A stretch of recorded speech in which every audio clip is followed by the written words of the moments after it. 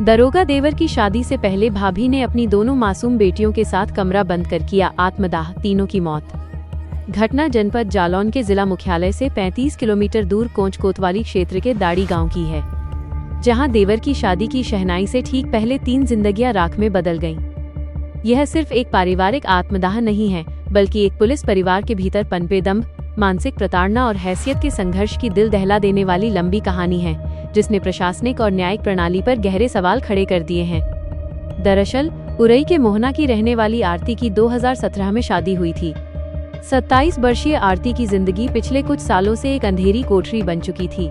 उसके पति देवेंद्र, जो पानी पूरी की सप्लाई करते थे, अपने पुलिस में दरोगा भाइयों पवन और जितेंद्र के रसूख का इस्तेमाल आरती पर मानसिक दबाव बनाने के लिए करते थे। आरती के पति के दोनों भाई पुलिस में दरोगा हैं। पवन गाजियाबाद और जितेंद्र आगरा में तैनात हैं। आरती के मायके पक्ष के अनुसार मानसिक प्रताड़ना का जहर उसकी छोटी हैसियत से पैदा होता था।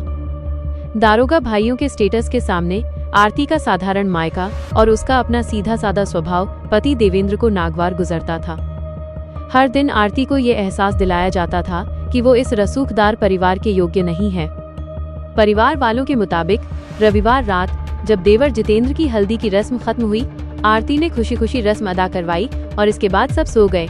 तब पति देवेंद्र ने आरती को चरम अपमान के शब्द कहे होंगे, वही अपमान जिसने आरती को अपनी बहन को शादी में आने से मना करने के लिए मजबूर किया था।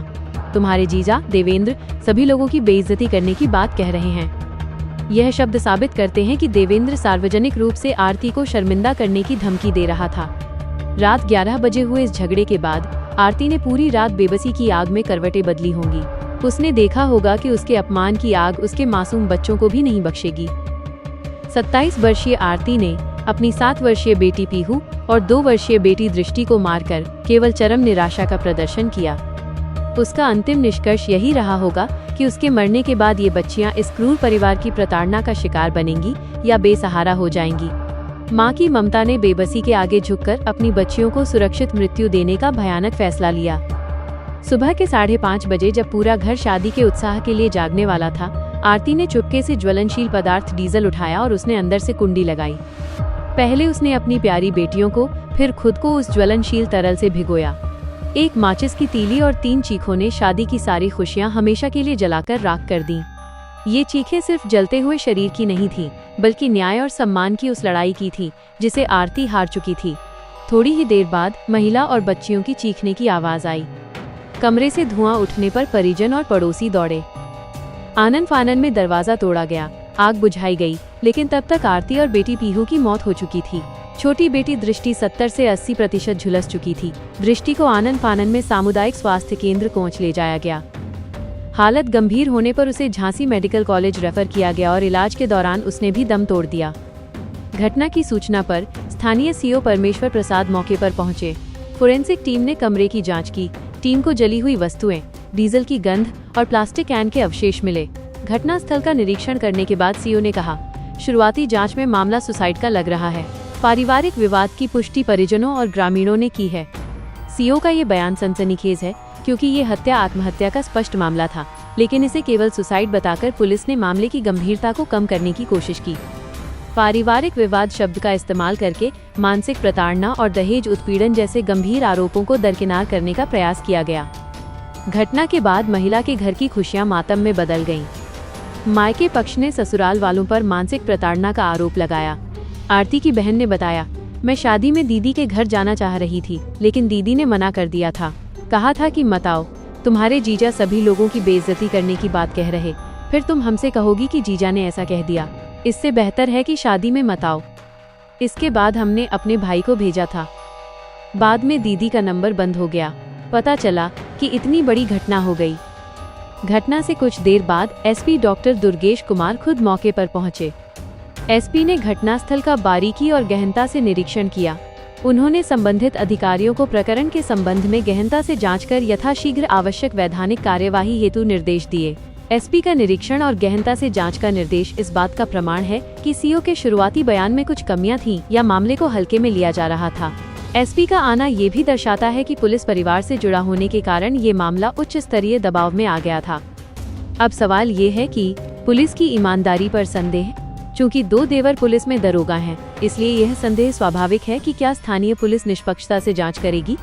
मायके पक्ष के मानसिक प्रताड़ना के आरोपों के बावजूद पुलिस ने तत्काल पति देवेंद्र और ससुराल वालों पर आत्महत्या के लिए उकसाने का मामला क्यों नहीं दर्ज किया गया। क्या दरोगा देवरों का रसूख कानून के हाथों को बांध रहा है? ये घटना सिर्फ एक मार्मिक त्रासद अंत नहीं है, बल्कि भारतीय प्रशासनिक और सामाजिक प्रणाली के चेहरे पर एक काला धब्बा है। आरती की राख और उसकी बेटियों की दर्दनाक मौत न्याय की मांग कर रही है। अब यह देखना है कि एसपी का गहन जांच का निर्देश दरोगा के घर के रसूख को तोड़कर आरती और उसकी 2 मासूम बेटियों को न्याय दिला पाता है, या ये मामला भी पारिवारिक विवाद के ठंडे बस्ते में डाल दिया जाएगा।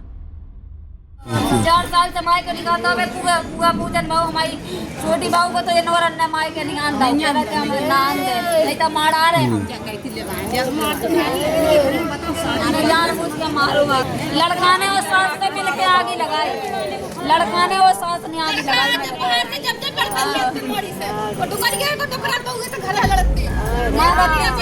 रोटी पे बैठे रोटी नहीं जाती तो मार रोटी बनवाते कौन सा टुकड़ा है? 11 बजे रात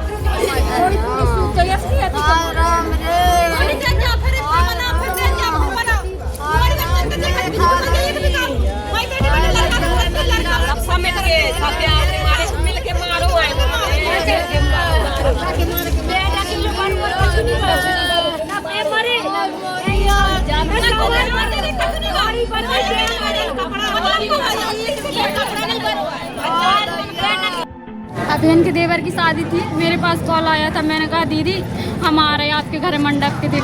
तो दीदी बोली नहीं आपको नहीं आना है, जो जीजा है ना वो आके मचा है तुम लोगों की बेइज्जती करे हैं और कह के ले जाओ अपने घर है ऐसा वैसा। तुम उनसे कहोगी भी तुमसे कहेंगे फिर हमें मारेंगे वो। तो हमने कही नहीं दीदी हमें देखना है हम आए। वो कह रही बिल्कुल नहीं आने। तो मैं उसके बाद हमारे पास कोई फ़ोन नहीं आया और लगाया तो सिर्फ जा रहा था और फिर ये वो आ गई न्यूज़ आ गई। दीदी को आता पास हमने लगवाओ तो दीदी के पास। हाँ तो उनने बताई थी ऐसी ऐसी बात है। फिर कोई कॉल नहीं आया। हम कहा शादी में व्यस्त हो गई होंगी तो हम तो आ नहीं रहे। हमें भैया जा रहे थे जरूर टिकट लेके। तो भैया से फिर उनके पास कोई हमारे पास कोई फ़ोन नहीं आया उनका और बोलेंगे ठीक है। बस इतनी बात हुई थी हमारी और बस आज जी न्यूज़ वो आ गई खबर के जल गई वो।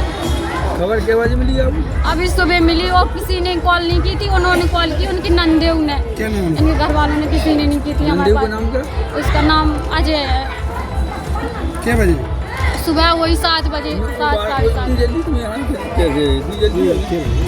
आज दिनांक 17 नवंबर 2025 को कुमुद कोतवाली क्षेत्र के ग्राम गाड़ी में एक महिला तथा उसके 2 बच्चों की आग से जलने की सूचना प्राप्त हुई, जिन्हें सीएचसी कोंच लाया गया, जहां डॉक्टरों द्वारा जांच के दौरान महिला तथा उसकी एक बच्ची को मृत घोषित कर दिया गया तथा दूसरी बच्ची की हालत गंभीर होने पर उसे जांच के लिए झांसी रेफर किया गया, जिसके दौरान उपचार मृत्यु हो गई। उक्त सूचना पर कोतवाली कोंच पुलिस द्वारा तत्काल मौके पर पहुंचकर शव को कब्जे में लेकर पंचायतनामा की कार्रवाई की गई तथा पोस्टमार्टम हेतु भिजवाया गया। घटनास्थल से वैज्ञानिक साक्ष्य संकलित किए जा रहे हैं। घर में लगे सीसीटीवी कैमरों का अवलोकन किया जा रहा है। आग लगने के कारणों की जांच की जा रही है। आगे जो भी तथ्य सामने आएंगे उसके आधार पर अग्रिम विधिक कार्रवाई की जाएगी। मौके पर कानून व्यवस्था की स्थिति सामान्य है। जरूरी सूचना कृपया ध्यान से सुनें। अगर आपको हमारा काम, हमारी मेहनत, हमारी पत्रकारिता अच्छी लगती हो तो कृपया वीडियो को लाइक और शेयर करें। अगर आप ये समाचार फेसबुक या इंस्टाग्राम पर देख रहे हैं तो हमें फॉलो जरूर करें और यूट्यूब पर देख रहे हैं तो चैनल को सब्सक्राइब करें।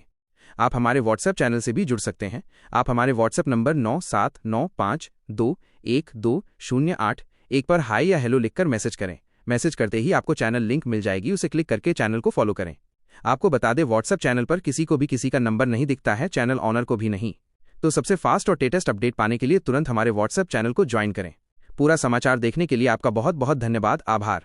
नमस्कार।